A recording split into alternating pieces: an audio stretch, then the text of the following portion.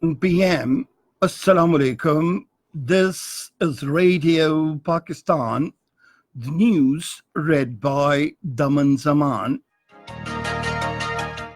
The headlines.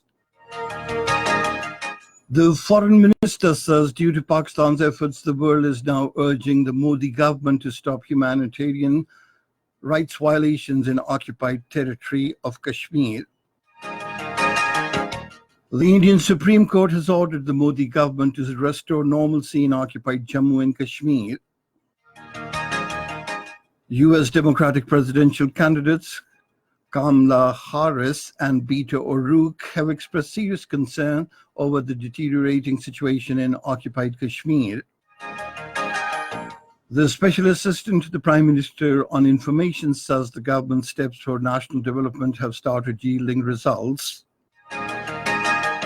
In Afghanistan, at least 24 Taliban have surrendered to the Afghan army in Badakhshan province. And now the news in detail. The Foreign Minister Shah Mahmood Qureshi says Pakistan has raised the Kashmir issue at all international fora, addressing a public gathering in connection with the Kashmir Solidarity Day in Multan. He said Pakistan will continue to support Kashmiris in their just struggle for their inalienable right to self-determination. Shah Mahmood Qureshi said the entire world is criticizing the Modi government and increasing pressure on it to stop human rights violations in occupied Jammu and Kashmir.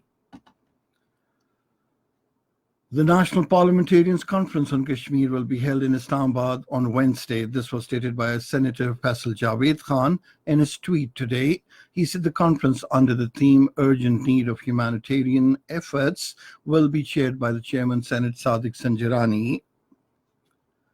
The Indian Supreme Court has ordered the Modi government to restore normalcy in occupied Jammu and Kashmir. The Chief Justice of India, Ranjan Gogoi, issued these orders while hearing a petition by child rights activist Inakshi Ganguly on the state of children between 6 and 18 years of age because of the restrictions in Jammu and Kashmir.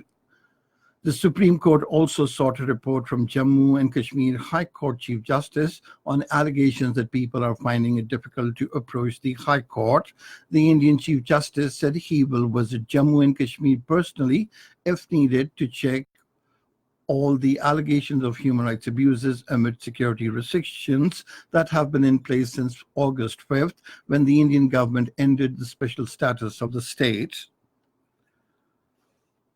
The American Democratic presidential candidates Kamala Harris and Beto O'Rourke have expressed serious concern over the deteriorating situation in occupied Kashmir.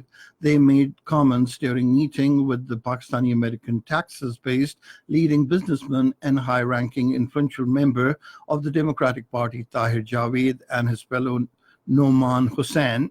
Beto O'Rourke, in a race of Democratic presidential candidate, expressed serious concern, saying the United States must come forward and put its efforts for ensuring peace and stability in South Asia. Kamala Harris on the occasion said we have to remind Kashmiris that they are not alone in the world.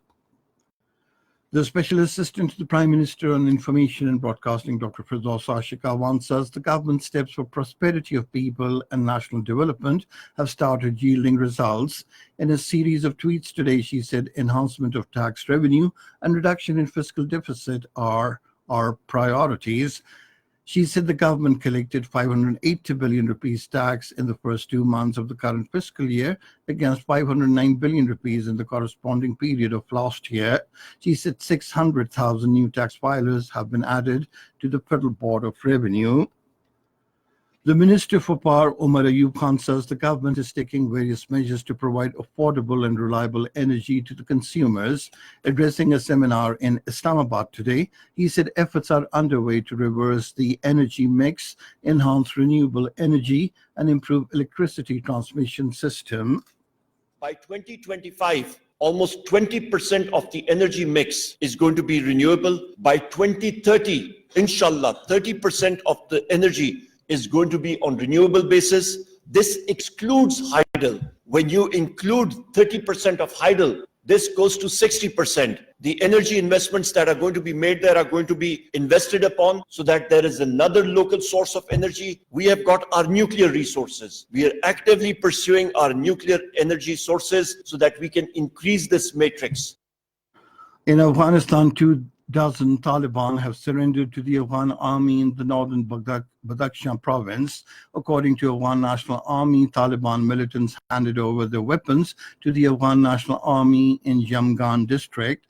In a statement, the Taliban commander Qari Sultan said, "We decided to join the reconciliation process." He also called on fellow Taliban members to join the process.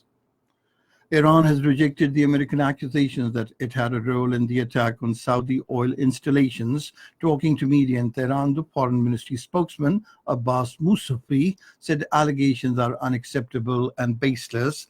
Earlier, a senior American official said Islamic Republic was behind attacks on Saudi Arabia. And that is the end of this news bulletin. For more news and analyses, log on to our website, radio.gov.pk, and you can also watch the live video streaming of our bulletins on the link, facebook.com/Radio Pakistan News Official.